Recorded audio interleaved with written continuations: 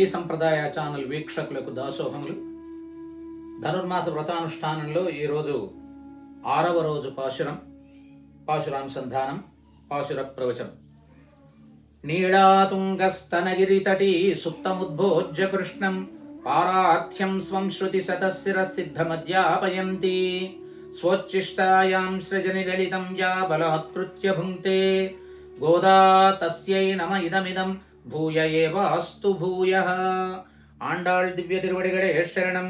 புள்ளும் சிலம்பினகான் புள்ளரையன் கோயில் வெள்ளை வெளிசிங்கின் பேரரவம் கேட்டிலையோ பிள்ளாய் எழுந்திராய் பேய் முலையினம் ஜுண்டு கள்ளச்சகடங் களக்கழியக்காலோச்சி வெள்ளத்தரவில் துயிலமர்ந்த வித்தினை உள்ளத்து கொண்டு முனிவர்களும் யோகிகளும் மெல்ல வெழிந்து அரியன்ற பேரரவம் உள்ளம் புகுந்து குளிரிந்து ఏలోరెంబావాయ్.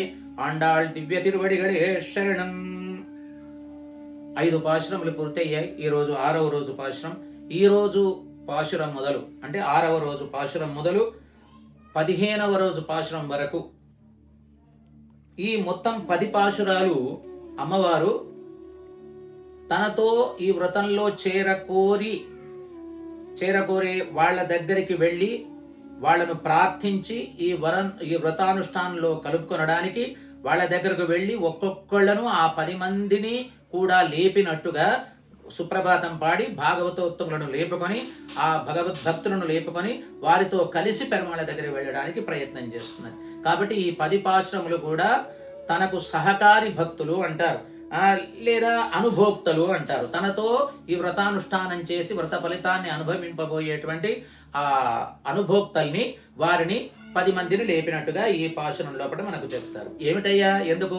తనకు భావన కలిగింది, తాను చక్కగా వెళ్ళి వ్రతానుష్ఠానం చేయొచ్చు కదా, తాను ఒకతే వ్రతానుష్ఠానంలో పోయి చేయొచ్చు కదా, చేయొచ్చు, అందులో ఏమీ లేదు. కానీ శాస్త్రం అట్లా చేయకూడదని. ఏమిటి అది అని చెప్పనగా, ఏకస్వాదు నభుంచీత అనగా మధురమైన ఫలం ఒకటి లభిస్తే ఆ ఫలం అనుభవించడం స్వార్థంతో ఒక్కడు ప్రయత్నం చేసి ఒక్కడు అనుభవించడం కాదు. ఏం చేయాలి? దాన్ని 10 మందితో పంచుకోవాలి. తాను అనుభవించబోయేటువంటి ఆ మధుర ఫలాన్ని అందరితో కలిసి పంచుకోవాలి. అమ్మవారి యొక్క ఉద్దేశం కూడా అదే. తాను పొందబోయే ఉత్తమమైన పురుషార్థం ఏదైతే ఉందో అది తానొక్కతే అనుభవించకుండా అందరితో కలిసి, అనుభోక్తులతో కలిసి, అందరితో కలిసి అనుభవించాలి అనేటువంటిది ఒక విషయం. భగవదనుభవం చేయబోయినప్పుడు, భగవద్భక్తి చేసేటప్పుడు పరస్పరము ఒకరితో ఒకరితో కలిసి, ఒకరితో ఒకళ్ళు చెయ్యి కలుపుకొని, ఒకరికొకరు సహాయభూతులుగా ఉంటూ పెరుమాళను అనుభవించాలే కానీ ఒంటరిగా వెళితే, ఎవరి ఆలంబన లేకుండా తానొక్కటే వెళితే ఆ భగవంతుని యొక్క ఆ అనుభూతి ప్రవాహము, భగవద్ అనుగ్రహ ప్రవాహంలో ఎక్కడో కొట్టుకొని పోతాం. ప్రవాహంలో మనం పోయేటప్పుడు ఎవరైనా ఒకళ్ళు అండగా ఉంటే, తోడుగా ఉంటే, వారి చేయి పట్టుకొని వెళితే మనం సులభంగా గట్టు చేరగలం. కాబట్టి ఆ విధంగా అందుకోసం భగవద్ అనుభూతి అనేటువంటి ప్రవాహంలో వెళ్ళడానికి ఒకరి సహాయాన్ని, ఇతరుల యొక్క సహాయం కూడా తనకు అవసరం. కాబట్టి వాళ్ళందరినీ కూడా తాను తీసుకొని వాళ్ళను ఉజ్జీవింపజేయడం, తాను ఉజ్జీవించబడడం అనేటువంటి ఉద్దేశంతో అమ్మవారు వాళ్ళందరినీ మేల్కొలుపుతున్నది. తర్వాత పెరుమాళ్ళ దగ్గరికి వెళ్ళేటప్పుడు పెరుమాళ్ళకు నాకు జ్ఞానం కలిగింది, నేను పెరుమాళ్ళను పొందుతాను అని డైరెక్ట్గా మనమే వెళ్ళి స్వయంగా పెరుమాళ్ళ దగ్గరికి వెళ్ళకూడదు. భాగవతోత్తములను పురస్కరించుకొని, వాళ్లను ముందు పెట్టుకొని, ఆచారులను ముందు పెట్టుకొని, అమ్మవారిని పురుషకారం చేసుకొని, ఈ విధంగా వీళ్ళందరినీ ఆశ్రయించి మాత్రమే పెరుమాళ్ళ దగ్గరికి వెళ్ళాలి. కానీ ఒక్కతే బుద్ధి పుట్టగానే నాకేదో మంచి బుద్ధి పుట్టింది, వెంటనే పెరుమాళ్ళను సేవిస్తాను అని చెప్పంటే అలా కుదరదు. భాగవతోత్తముల దగ్గరికి, భగవంతుడి దగ్గరికి వెళ్ళేటప్పుడు భాగవతులను పురస్కరించుకొని వెళ్ళాలి. ఆ ఉద్దేశంతో అమ్మవారు వాళ్ళందరినీ కూడా మేల్కొలుపు చెబుతున్నది. భగవత్ సన్నిధి ఇంకోటి, భాగవతోత్తములు మన సంప్రదాయంలో, శ్రీ వైష్ణవ సంప్రదాయంలో భగవత్ శేషత్వం కంటే భాగవత శేషత్వమే గొప్పది. భగవత్ శేషత్వానికి పూర్తి భాగవత శేషత్వమే అంటారు. కాబట్టి అందుకోసము భగవత్ సన్నిధి ప్రాప్తి కంటే కూడా భాగవత మందిరలో ఆచార్య గోష్ఠిలో చేరి భాగవతోత్తములను ఆచార్యను సేవించడమే అతి పురుషార్థం కాబట్టి, గొప్ప పురుషార్థం కాబట్టి అమ్మవారు ఆ విధంగా ఇతరమైనటువంటి 10 పాటల ద్వారా 10 మంది గోపికలను లేపినట్టుగా, 10 మంది అనుభోక్తులను లేపినట్టుగా ఈ యొక్క 10 పాటలు తెలుపుతున్నాయి. అందులో మొదటి గోపికను ఇక్కడ మొదటి అనుభోక్తను ఒక చెలికత్తెను ఈ విధంగా లేపడానికి అక్కడికి పోయి వెళ్ళింది. ఇక్కడ ఒక సన్నివేశం కల్పిస్తున్నారు వ్యాఖ్యానకర్తలు మా అనంగరాచార్య స్వామి వారు. ఈ లేపబోయే ఆండాళమ్మ తల్లి ఇతరమైన ఈ గోపికలు, తర్వాత లేపేటువంటి ఆ గోపిక, వీళ్ళిద్దరి మధ్యలో సంభాషణ రూపంలో ఈ పాశురాలను అన్వయించి చెబుతున్నారు. ఇక్కడ ఆండాళమ్మ మిగతా గోపికలు, ఆ లేవనటువంటి గోపిక, ఇంకా వృతానుష్ఠానంలోకి రానటువంటి గోపిక ఎవరైతున్నారో ఆమె ఇంటి దాకా వెళ్ళి యువతల ఉండి వీళ్ళు ప్రార్థిస్తూ ఉన్నారు, ఆమెను లేపుతూ ఉన్నారు. ఏమమ్మా ఓ గోపిక, తెల్లవారిపోయింది, తెల్లవారక ముందే మనం వ్రతానుష్ఠానం చేయాలి కదా, కాబట్టి నువ్వు ఇంకా లేవడం లేదేంది, మేమందరం లేచాము, నిన్ను ప్రార్థిస్తున్నాము, నువ్వు వెంటనే లేవవలసింది అని చెప్పని వెలుపలి వాళ్ళంతా వెళ్ళి ఆ లోపల పడుకున్నటువంటి ఆ గోపికను లేపుతూ ఉన్నారు. అప్పుడు ఆ లోపల పడుకున్నటువంటి ఈ గోపిక అంటూ ఉన్నది, అమ్మా ఇంకా తెల్లవారిందా ఏమిటి, తెల్లవారిందా అనే గుర్తు ఏమిటో చెప్పండి అన్నది. కనుక ఈ వెలుపల ఉన్నటువంటి ఆండాళమ్మ మిగతా వారు అంటున్నారు, మేమంతా తెల్లవారిందనే కదా లేచి వచ్చాము, ఇంకా వేరే గుర్తు నీకేం చెప్పాలి, మేము చెప్పే గుర్తు చాలదా అంటున్నారు.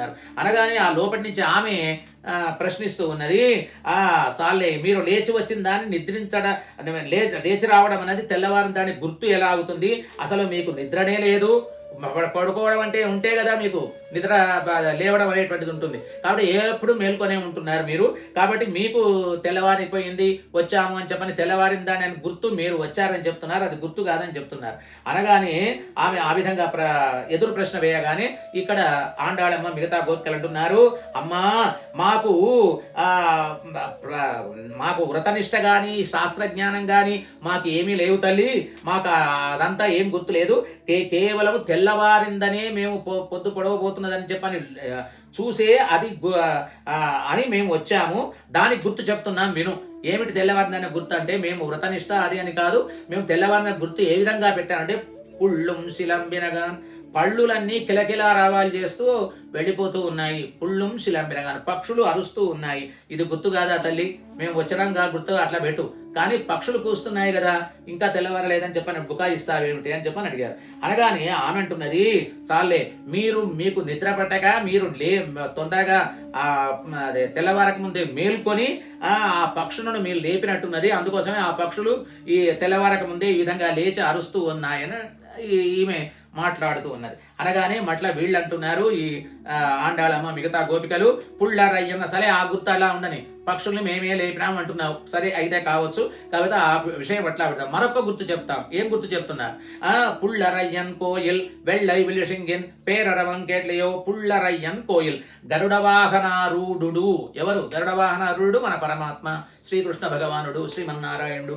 కాబట్టి అటువంటి పుళ్ళరయ్యన్ గరుడ వాహనారూఢుని యొక్క కోయిల్ అంటే కోవెలలో, ఆలయం లోపట వెள்ளై విలిషింగిన్ తెల్లనైనటువంటి చాగా ఊదబడినటువంటి వేకువజామునే ఊదబడినటువంటి ఆ శంఖధ్వని నీకు వినబడలేదా?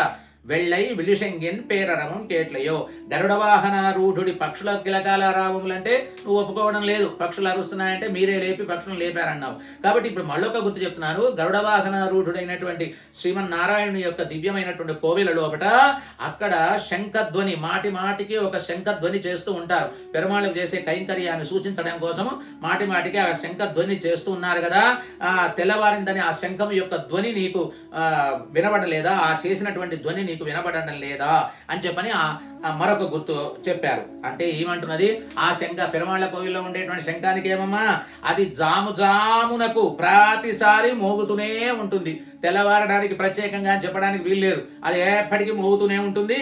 కాబట్టి అది ఆ ఘోష పెద్ద తెల్లవారిని గుర్తు ఎలా ఉంటుంది అని చెప్పని అంటున్నది ఈమె. అనగానే వీళ్ళు అన్నారు, వీడి కోపం వచ్చేసింది, ఇలా ఎన్ని గుర్తులు చెప్తున్నా కూడా ఆమె ఇంకా తెల్లవారలేదు అని చెప్పని ఆ విధంగా మాట్లాడుతూ ఉంటే, ఏమయ్యా పిచ్చి పిల్లవా, పిల్లాయ్, ఏం పిల్ల, ఏమి బుద్ధి ఉందా నీకు, బేల దానివి, చిన్న పిల్లవు, నీకు ఇంకేమీ అర్థం కావడం లేదు, భాగవత సంశ్లేషంలో పర్యవసించనిదే అంటే భాగవత గోష్ఠిలో చేరకుండా భగవత్ సంశ్లేషణ, భగవంతుడిని అంటే నువ్వు అనవచ్చు, మీరంతా భగవంతుని చేరడానికి వెళుతున్నారు కదా, నేను ఇంట్లో కూర్చొని పడుకొని భగవంతుడినే స్మరిస్తున్నానని చెప్పి అంటున్నావు. కానీ నువ్వు చేసే తప్పు. నువ్వు భగవంతుడినే స్మరిస్తున్నా ఇట్లా ఒంటరిదానిగా ఒక్కదానిగా నువ్వు నీ ఇంట్లో కూర్చొని భగవంతుడిని స్మరించడం అది కాదు.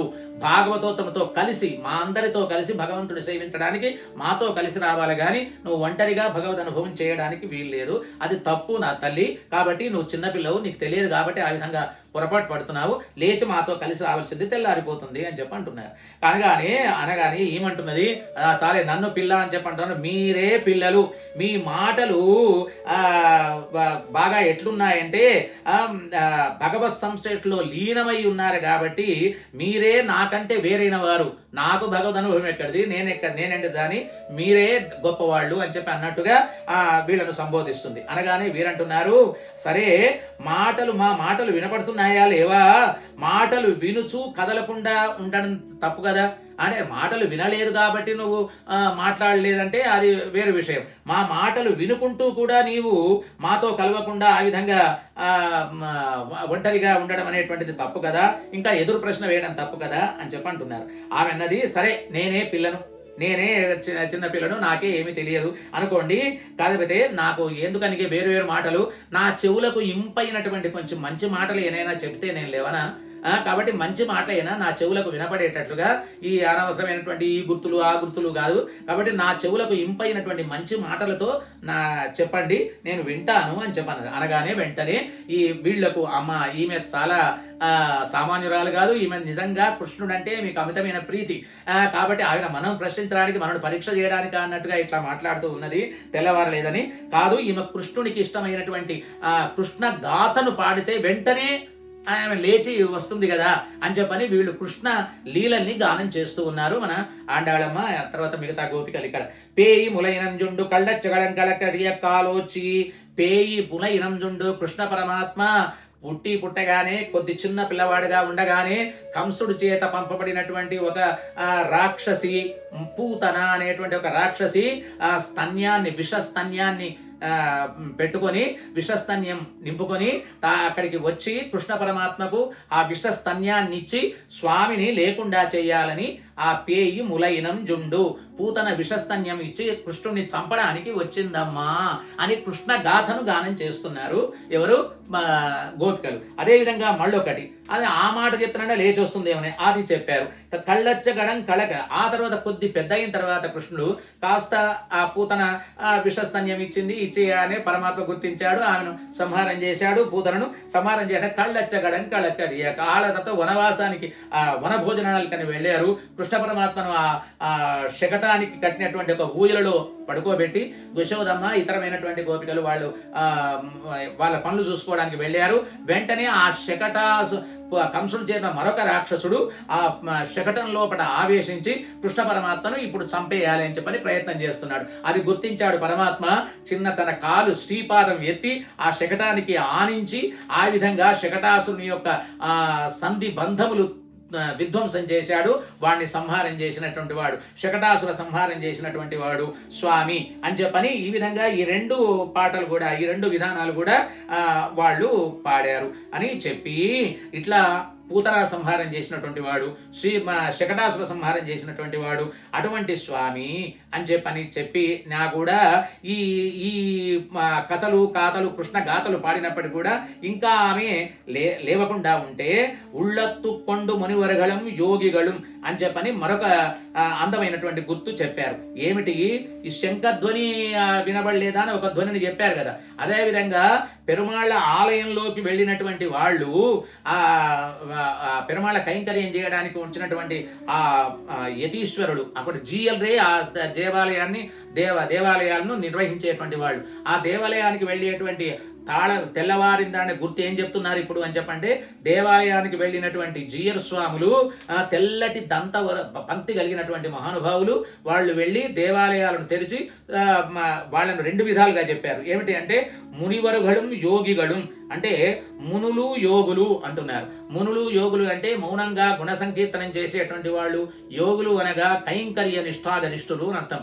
మునులు యోగులు ఇటువంటి వాళ్ళు గుణనిష్ఠులు, తర్వాత కైంకర్యనిష్ఠులు అని అర్థం. ఈ 2 రకాలైనటువంటి ఆ భక్తాగ్రేసరుడు, ఆ జియర్ స్వాములు దేవాలయాల బీగములు తీసుకొని అక్కడికి వెళ్ళి వాళ్ళు లేచేటప్పుడు ఏమని చేస్తారట, హరియంద్ర పేర్రము, హరి హరి అనుకుంటూ తమ హృదయ మండలంలో హృదయ ప్రదేశంలో ఉండేటువంటి భగవంతునికి ఏ రకమైన బాధ కలగకూడదనేటువంటి ఉద్దేశంతో ఈ విధంగా చెయ్యి పెట్టుకొని హరినామ సంకీర్తనం హరి హరి అనుకుంటూ వాళ్ళంతా లేచి పెరుమాళ దగ్గరికి వెళుతూ ఉంటారట. ఉళ్ళత్తు కొండు మునివరుగళం యోగుళం హరియంద్ర పేర్రవం. ఈ ఆలయంలో ఉండేటువంటి గుణనిష్ఠులు, తర్వాత కైంకర్యనిష్ఠులు అయినటువంటి మహానుభావులైనటువంటి ఆచార్య స్వాములు వాళ్ళంతా కూడా ఉళ్ళత్తు కొండవని దేవాలయానికి వెళ్ళి పెరుమాళను సేవించేటువంటి సందర్భంలో ఆ లేచేటప్పుడు ప్రాతకాలంలో వాళ్ళంతా కూడా పెరుమాళ నామ సంకీర్తనం చేసుకుంటూ పెరుమాళ హరి హరి అనుకుంటూ లేస్తారు. వాళ్ళు చేసినటువంటి ఆ పెద్ద ధ్వనేనా నీకు వినపడలేదా అని చెప్పని ఆమెకు ఈ గుర్తులన్నీ చెప్పి ఆమెను లేపారు. చిట్ట చివరికి ఆమె లేచింది, ఆ వ్రతానుష్ఠానంలో చేరింది అని చెప్తారు. ఇప్పుడు ఈ విధానం అంతా కూడా ఈ అమ్మాయికి వాడినటువంటి ఈ పదములన్నీ కూడా పిళ్ళాయి అనే పదములు. ఈ పక్షులు అంటేనే ఆచార్యుడు, జ్ఞానానుష్ఠానములు రెక్కలగలిగినటువంటి వాడు ఆచార్యుడు అని అర్థం. అటువంటి పక్షులన్నీ కూడా పరమాకాశంలో సంచరిస్తూ పెరుమాళను గానం చేస్తున్నాయని చెప్పని ఆచార్యపరంగా ఈ పాశురానికంతా కూడా స్వాపదేశంలో అర్థాన్ని సాధిస్తూ ఉన్నారు. ఇంతటితో ఈ యొక్క పాశుర అనుసంధానం సమాప్తమైనది. ఆండాళ్ దివ్య తిరువడిగడే శరణం. సర్వం శ్రీకృష్ణార్పణమస్తు.